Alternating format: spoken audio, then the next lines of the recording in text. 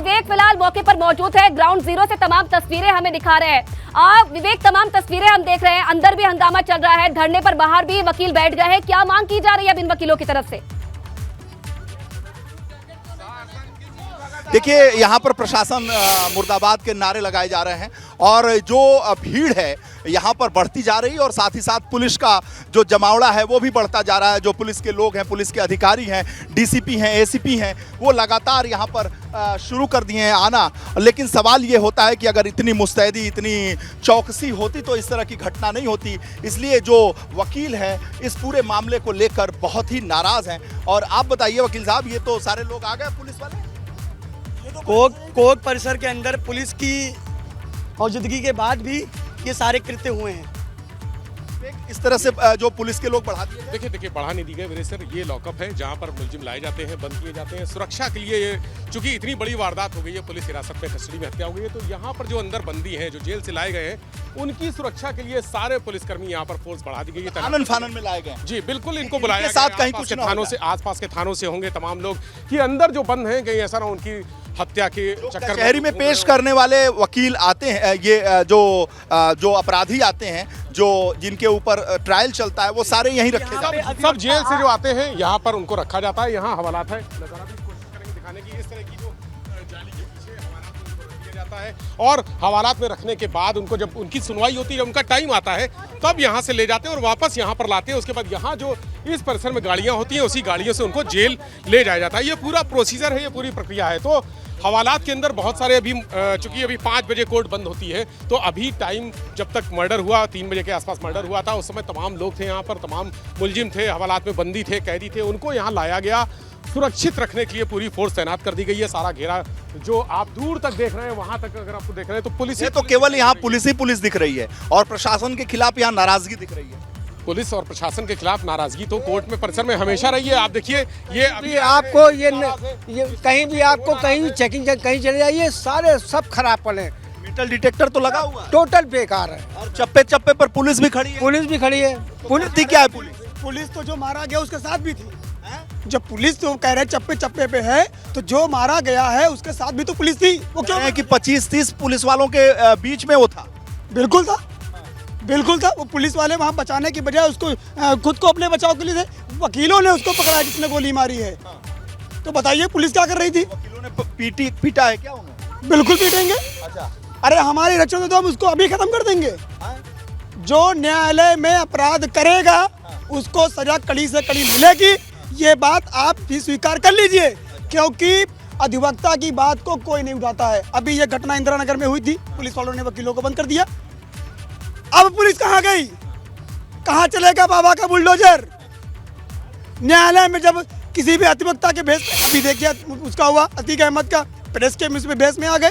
आप भी सुरक्षित नहीं है, आप भी सुरक्षित नहीं है। अगर जो हम सुरक्षित नहीं है तो सुरक्षित आप भी नहीं है। तो ये सवाल बहुत बड़ा है और सूबे के मुख्यमंत्री से है कि कानून व्यवस्था क्या है और कहाँ है। कितनी बड़ी संख्या में तो पुलिस यहाँ हमेशा रहती है। देखिए सर, ये पुलिस अभी बुलाई गई है क्योंकि लगातार इस तरह की चेतावनी, जो थ्रेट है वो बड़ी थ्रेट है। अभी भी कुछ लोग ऐसे हो सकते हैं जो इस वारदात के लिए घूम रहे हो। चाकू पकड़ा गया, जैसा हमारे अधिवक्ता साथी ने बताया कि चाकू पकड़ा गया गेट पे। कोई ना कोई वारदात करने आया होगा। किसी ने बड़ा डरी सी लग रही है। नहीं, डरे नहीं है, लेकिन जो हादसा हुआ बहुत खतरनाक हादसा हुआ है आज। बहुत, हम लोग बताइए न्याय दिलाते हैं, हम ही लोग के साथ न्याय नहीं हो रहा है। आप ही लोग न्याय दिलाते हैं और न्याय नहीं हो रहा है। अच्छा, तो लगातार आप जो बहुत है खामोश होकर सुन रही हैं जी। चेहरे पर एक अलग सा भाव है, इसलिए मैं सोचा कि आपकी बात रखनी। जी बिल्कुल, आज इतना बड़ा हादसा हुआ है, वकील के भेस में आके हम ही लोग की तरह ये लोग आके यहाँ पे हादसा कर रहे हैं। हम लोग सुरक्षित कहाँ से है बताइए आप? चलिए दूसरी महिला वकील भी हैं, उनसे भी पूछ लेते हैं। हम तो 1 घंटे के बाद मुझे पता चला कि यहाँ पे हादसा हुआ है, आए हैं। यहाँ पुलिस प्रशासन है, वो कुछ करती ही नहीं है। बताइए, आपकी कस्टडी में है, फिर आपको देखना चाहिए कि क्या हो रहा है, क्या नहीं हो रहा है। मुलजिम मारा जा रहा है, आप लोग खड़े तमाशा देख रहे हैं। अच्छा, आप भी बताइए बेटा। देखिए, जो हुआ वो गलत हुआ है, एकदम न्याय के विरुद्ध हुआ है। हर चीज़ का नियम और कानून के तहत चलना चाहिए। जिस तरह से यहाँ पे हुआ है ये एकदम अनुचित है, मैं इसको गलत मानती हूँ। अच्छा, और भी महिला वकील हैं जो बात करेंगी यहाँ पर, लेकिन अभी कुछ ऐसे लोग हैं जो बहुत हमसे बात करना चाह रहे। भैया आप बताओ। जी, क्या आप कह रहे थे? बहुत हमें कह रहे थे कि मैं कुछ बोलना है, बताइए क्या बोलना है? हमें ये बोलना था कि जो है अगर कोर्ट में आदमी आता है और उसको वहाँ गोली लग जाती है, तो इसमें कोर्ट की सुरक्षा का दायरा जो है प्रशासन की ही जिम्मेदारी होती है।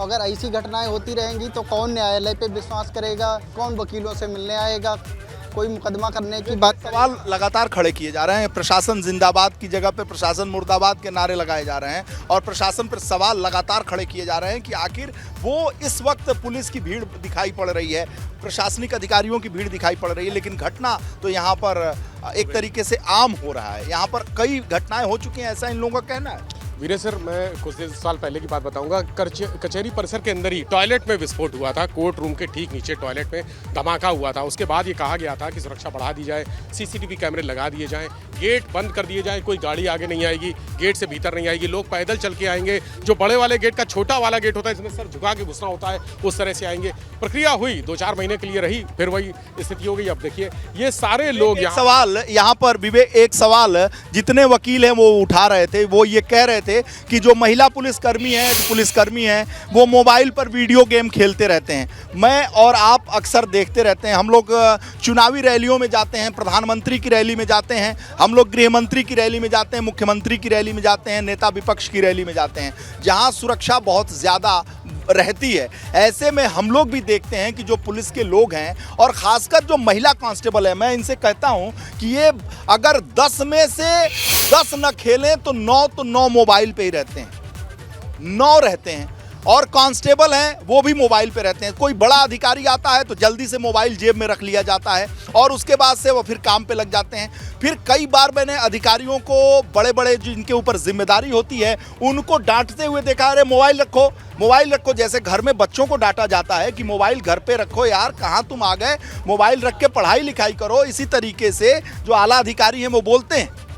बिल्कुल ये लापरवाही का चरम स्तर है और कई बार ऐसा मैंने देखा और मेरे सामने कई अधिकारियों ने टोका, डाटा, गाइडलाइंस जारी की, लिखा पढ़ी में जारी की कि मोबाइल से दूर है। कुछ दिन पहले डीजीपी जो डीएस चौहान थे, आपको याद होगा, उन्होंने गाइडलाइन जारी की थी कि मोबाइल का कम्युनिकेशन के रूप में इस्तेमाल करें, उसको किसी भी तरह से इंटरटेनमेंट या किसी वक्त काटने के रूप में इस्तेमाल ना करें। लेकिन कोर्ट परिसर की सुरक्षा में जो लगे होते हैं या किसी भी बड़े नेता की सुरक्षा में जो ड्यूटी में लगे रहते हैं, हम बड़े नेताओं के घर जाते हैं तो वहाँ भी देखते हैं कि वो अपना मोबाइल पे व्यस्त रहते हैं, मोबाइल पे गेम खेलते रहते हैं। बिल्कुल, ये वीरेश जी, ये चीज तो है कि मोबाइल में जो ड्यूटी पर व्यस्त है, लेकिन उत्तर प्रदेश में कोर्ट परिसर में इस तरीके की गोलीबारी हो जाना, गैंगवार हो जाना, कहीं बम फट जाना, ये कोई नई बात तो है नहीं।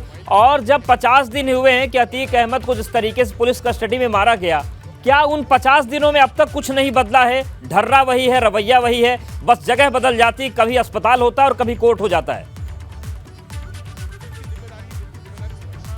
है जिनके कंधों पर इतने बड़े बड़े लोगों की जिम्मेदारी है, वीआईपी की जिम्मेदारी है। अपराधी था संजीव जीवा, बड़ा अपराधी था, कई मुकदमे थे, इनामिया भी रहा, उम्र कैद हो चुकी थी, जेल में था, सारी उम्र उसको जेल में ही रहना था, लेकिन था तो इंसान ही, उसकी सुरक्षा भी तो महत्वपूर्ण होती है। एक बंदी, एक कैदी की, एक अपराधी।